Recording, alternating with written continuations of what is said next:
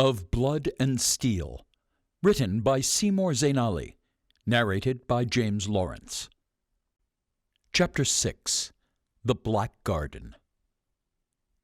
Balak led the way, but paused for a moment when he heard Arda giggling to herself. "What's so funny?" "You might want to apologize for the smell," Arda accused, with her face growing red. "You think I have to do anything with it?" Balak said defensively. "Well, there are only two of us. Where else would it be coming from?" Balak's eyes assessed the landscape. Vultures circled above, squawking and swooping. "I don't think you want to find out," he stated grimly. The girl hurried ahead, but stopped suddenly at the top of the hill and gasped. She started to gag. The air was pungent, and its intensity increased with every stride. Balak stopped beside Arda. Their eyes scoured the land on the other side of the hill. Every centimeter of dirt, earth, and soil below them was bathed in blood. It stained the earth, and its pools glistened in the moonlight.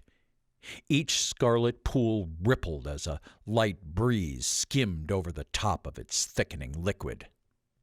The stink did not deter the ravenous birds swarming above, which appeared desperate for their next feast.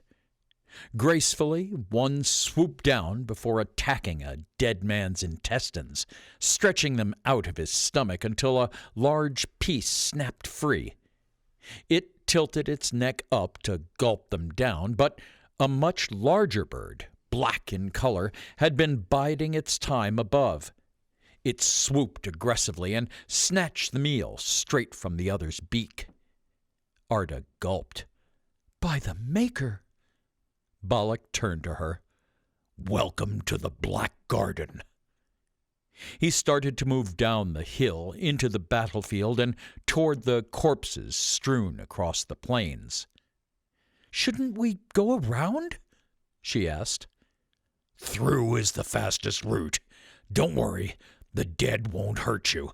Just stay close and don't try anything stupid."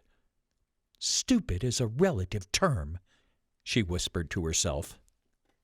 They passed several decomposed bodies when Balak noticed Arda fighting the urge to vomit. "You'll get used to it," he noted. "I don't think I will ever get used to the sight of dead people." More people moved through the battlefield, devious men and women swiftly shifting through the bodies as they scavenged and pocketed anything of value. "Do they have no respect?" she whispered to Balak. "They don't have much of anything. That's the problem. The death of these soldiers is aiding their survival." A few people stopped and stared at Balak, but moved on quickly when he returned their stares. A red sigil with a white lion stood crooked in the center of the field. "When do you suppose this happened?" Arda asked. "Judging by the smell, I would say about 3 or 4 days ago." "Help me! Help me!" a man screamed a short distance away. Arda rushed to the screams. "Arda!" Balak ran to catch up with her. Arda arrived at the sight of a person being stripped of his clothes and armor by scavengers. They stared her down, but when they saw Balak approaching, they scattered like a pack of human-sized rats. "This is exactly what I've been talking about," he roared. "Don't you ever leave my sight. What if this was a trap? You could have gotten both of us killed." Balak was interrupted by a pained moan. Looking over, he saw a soldier lying on the ground, seething in pain. He was not quite a man, possibly the same age as Arda. He was half stripped from his armor and bleeding on the ground, under a horse. Arda hurried over. "Sir, are you hurt?" The soldier moved back and forth. I need water," he whispered. Arda knelt by his side. She gently lifted his head and let him drink out of her flask. He took a few sips before grabbing the flask out of Arda's hands and drinking more, nearly emptying her flask. "Take it easy, will you?" Balak said before the man could empty Arda's flask. "He must have been lying under the sun all this time," Arda said, addressing Balak before looking back at the young soldier.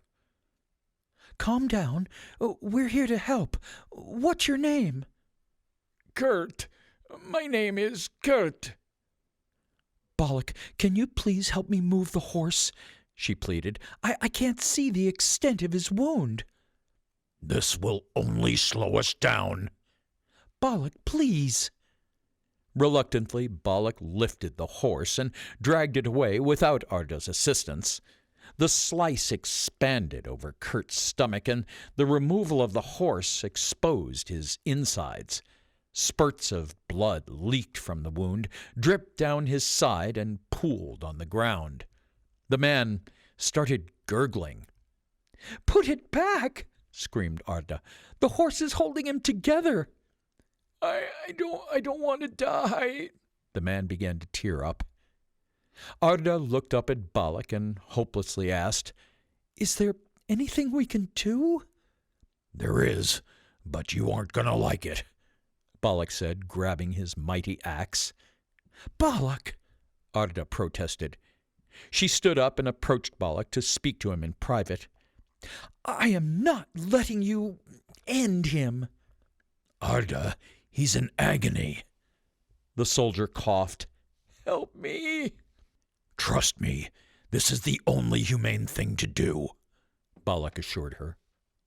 Arda paused. She looked at the dying man, but could not come up with a better solution. "He already spent several days dying of thirst and pain," Balak said. "His torso is being held together by a horse. Least we can do is make it painless." "You're right," she acknowledged in a low voice. "Do what you will." She turned her back and began walking away. Balak waited until she was far enough and knelt to talk to the young man. It hurts. Can you make it stop hurting?" the young man asked, choking on his own blood. Balak reassured him. Yes, I can. But first, I want you to look east." The young man slowly turned his head to the side as Balak prepared to act upon his word. Arda could hear the wind between the axe and the soldier before it struck him. She squeezed her eyelids together tightly. "Let's go," Balak said, snapping his axe back into his belt. "Is that what you would have wanted if it was you?" asked Arda solemnly. "I would," Balak stated. Arda lowered her head in gloom. "What you did for that boy," Balak started. "Would you still have done it if you knew he was Parthian? I've heard stories of their ruler that will turn your stomach inside out." "People are not their kings. People are people, and everyone deserves a little kindness." Balak narrowed his eyes and shook his head. "Does it have a name?" Arda asked quietly. Balak turned to Arda with a confused look. "Your axe," Arda continued. "I heard people in the hollow mention that the metal for your axe was forged in dragon's flames." "Those stories are greatly exaggerated," Balak objected. "Where did you get it?" "I got it from its owner." "You killed a man for his axe?" "I bought it." "What did he call it?" Arda asked. "It didn't have a name. It was just an axe," Balak responded. "Can I name it then?" "Go ahead." "How about the Scourge of the Maker? How does that sound?" "Good enough." "You would have said that regardless." "It's just a weapon, girl. It doesn't need a name." They continued in silence through the battlefield. The sea of blood-stained bodies seemed never-ending. Armored men and horses painted the plains red. "It's hard to look at all this death and looting," Arda said. "The Maker teaches us that the human body is sacred in life and in death." I guessed you would be superstitious, but I didn't know you were religious, too," Balak noted. "Not exactly. I just like to read. Can you?" "Never had the time to learn."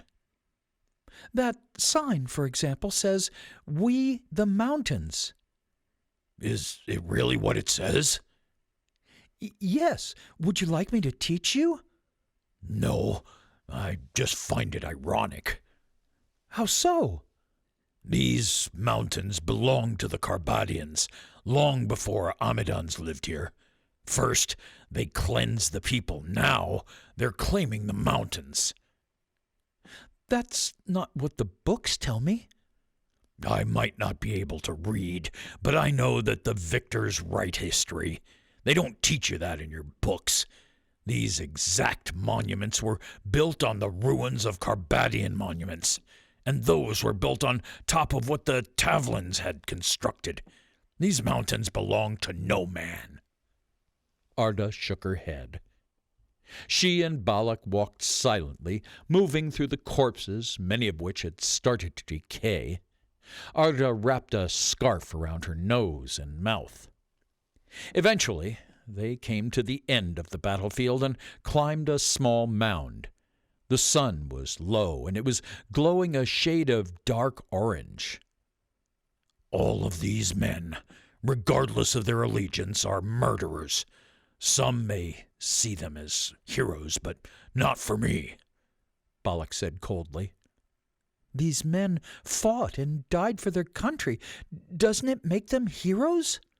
"Every hero is a villain in someone else's story." Arda scanned the battlefield one last time as they disappeared, heading down the other side of the hill. "The town, over there," Balak pointed out. "It's much larger than I remember." Arda breathed a sigh of relief. "Thank the Maker. I thought that smell would never leave us."